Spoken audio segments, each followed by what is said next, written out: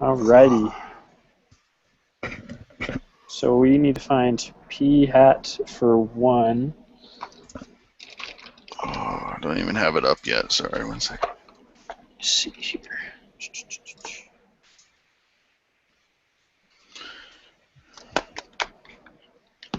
Let P1 be the proportion of females.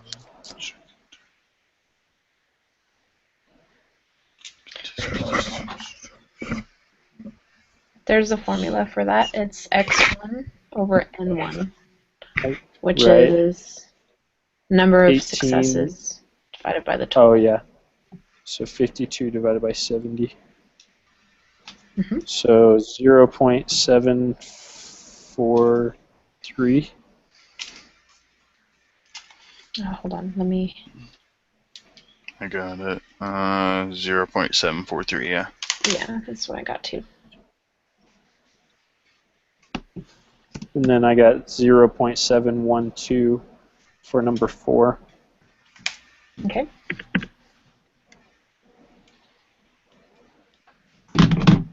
Mm-hmm. Which set of hypotheses is appropriate for addressing the research question? Okay. I think it's B. Or either B or D. Let's see. It says, there's a portion of females who could taste PTC different from the... Yeah, so it would be B, right? Yeah, that's the both of their equal signs with the hats, right? Mm-hmm. Okay.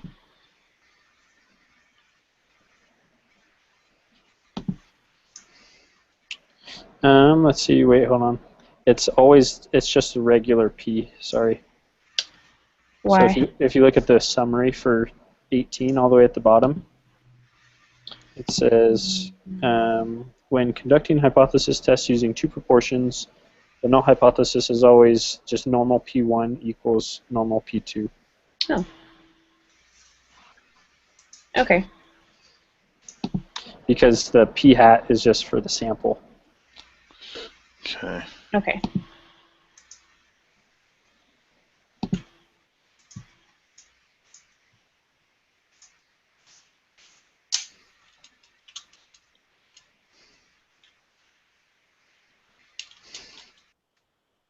And then for the confidence interval, it's just P1 equals x1 plus 1 over n1 plus 2.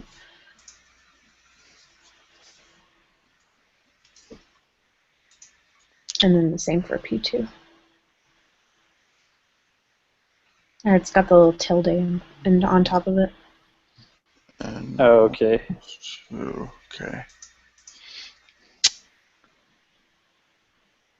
That was the formula in the book at the bottom. So what is the X1 and N1? So that's 18. N is the total number of So it'd be subjects. 53 divided by 72. Where'd you get 53? So 52 plus 1. Oh, yeah. Okay. Yeah. Well, it says for P1. That's How do you know if you use the yes or the no?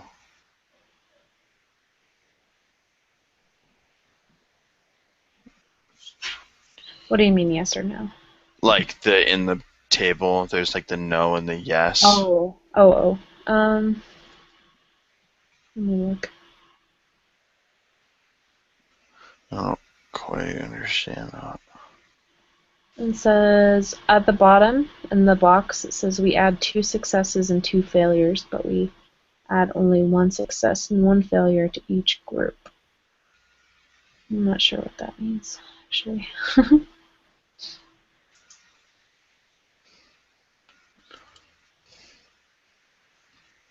For like 3 and 4, we only use the yes. Where does the no come into play?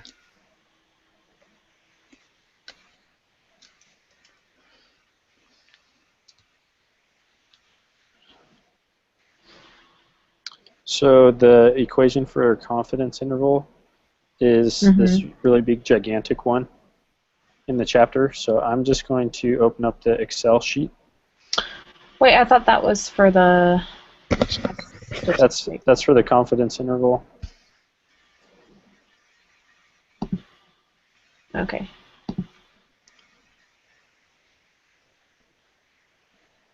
This should be like section 3, confidence intervals. Well, at the bottom, there's that P1 and P2. Oh, okay. Is that not the right thing? That's what you... P1 equals x1 plus 1. Yeah, that's what I had at first. That's how you solve for P1 and P2. Oh. If that makes any sense, that you plug in those P's into the big gigantic equation. Okay.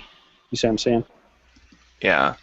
So can you just do it in Excel or something easier? Yeah, there's let me do this real quick.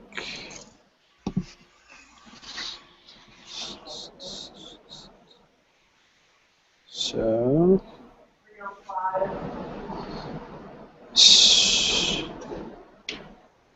this is 52, and then this is 70, and 42, and 59.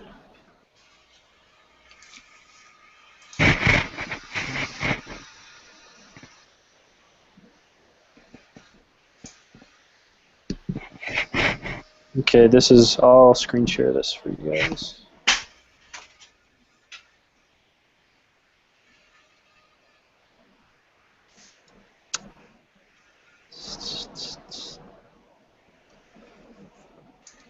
Okay, so in the green boxes, I just put in all the data. So the 1s are the females, and the 2s are for the males. Right, and so then over here, for the 2 proportion z-test, the confidence interval should be negative 0.123 and then positive 1.85, or positive 0.185. Okay. First one's negative, you said? Yeah. Okay. That's B. So yeah, B. So with A equals 0.05, what decision do you make? Fail to reject. Yeah, because the p-values is like 0.7 basically. Yeah. Is that B or C? So you fail to reject C. HO. Yeah, fail to reject the null. Okay. So there is insufficient evidence to suggest that the true population of females who can taste PTC is different from the true population of males who can taste PTC. Right. Yeah, B is what I put. Yeah.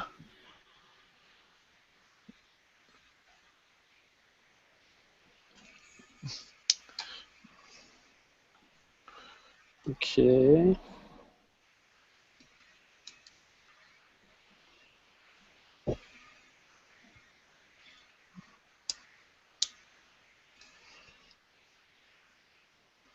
So let me plug this information in real quick. So we're looking for, okay, died. So 1 is 16,713. And then this one is 11, 9, 6155, 42. 447. Okay, so yeah, the requirements are met because if we see this top right one, all of those numbers are greater than or equal to 10, so it's true. Okay. Okay, wait. We need to change something though. Because the type of test, it's greater than instead of the not equal to. Do you see what I'm saying? Because it's asking, are admitted to the hospital on the weekend who die greater than the population of patients who have a heart attack and are admitted to the hospital on the weekday who die? Okay, so greater than. So Yeah. what do we want? So P1 greater than P2. Okay, that shouldn't change the requirements, but it should be good. Okay, I just want to make sure we had that right. Yeah. So Is then that C for you guys? What was that? I said, is that C for you guys? Oh, C, yeah, for number 10. Mm-hmm. Yeah. Okay.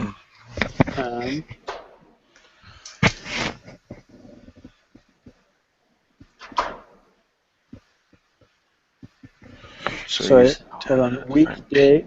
Hold on. So let's see. Is the proportion of patients who have a heart attack and are admitted on the weekend who die greater? So it's saying is P2 greater than P1. So it should be A.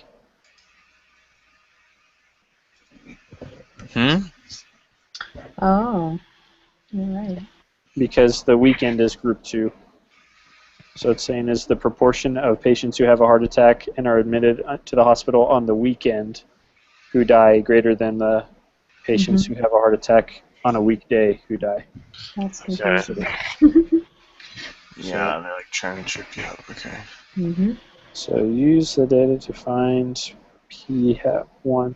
So then Would that be group 1 or 2? that would be group 1. So I have on the Excel spreadsheet that's 0.141, but we can look at it again. So all you have to do is just do 1671.3 divided by 519. Yeah, it's the same. 0.141? Yeah. Okay. And then P hat 2 is 0.145. Okay. And then the z-score is also on here, which is negative 2.020. Mm-hmm.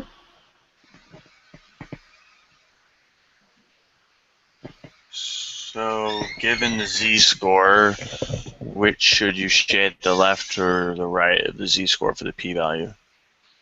It's kind of confusing because it's less than, so you think to the left.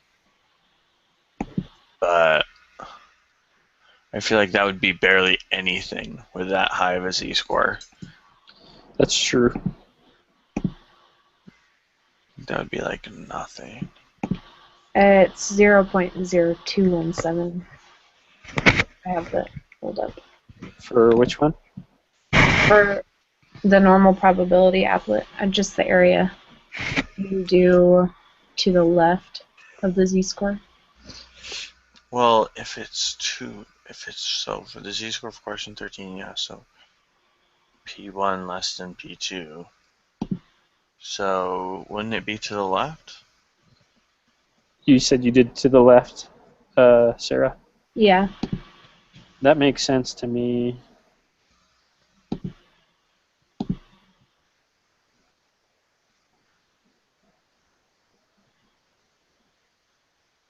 Mm-hmm. Look in the notes really quick. Well, shouldn't it be like, so it's saying that P1 is less than P2, but P1 it's saying failed to reject. So if you look at, let me low. screen share with you again. Or stop. So I found this in the textbook right here, the yellow box. Mm-hmm. So it's P2. We're looking at P2 being greater. So shade the left. Cool. Yeah. So the that's p-value what I think. would be the area, right? For the next Right. question. Correct. Right. Then it's 0.023. So we would to reject the null, right? Wait, can you go back to that Excel sheet? Yeah. Let's see.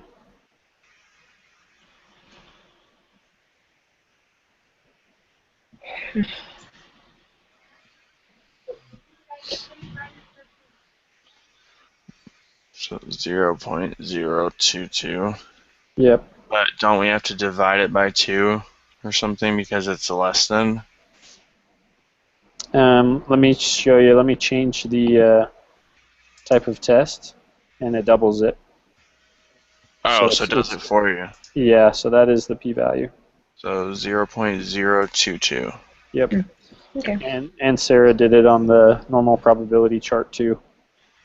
The only thing is that one rounded a little bit different. It rounded to 0.023. If I put in 2.020. On the normal probability. Mm-hmm. Let's check it out real quick. Probably, I'd say the most accurate would probably go with the Excel. Uh-huh, I agree.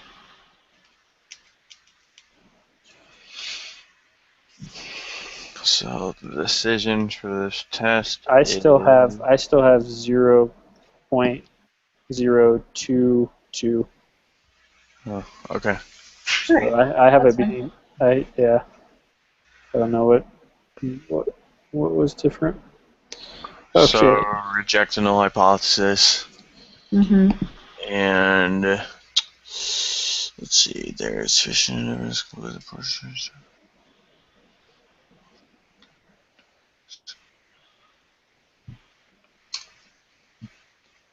It'd be A, right?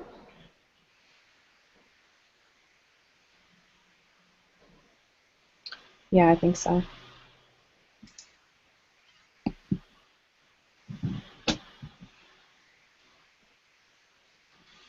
Mm-hmm.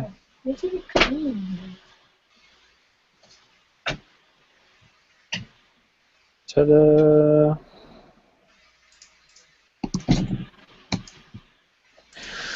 All right, guys. Any questions? First time we've got 100%. It's been a while. I know. Did you guys hold on? Let me stop the broadcast.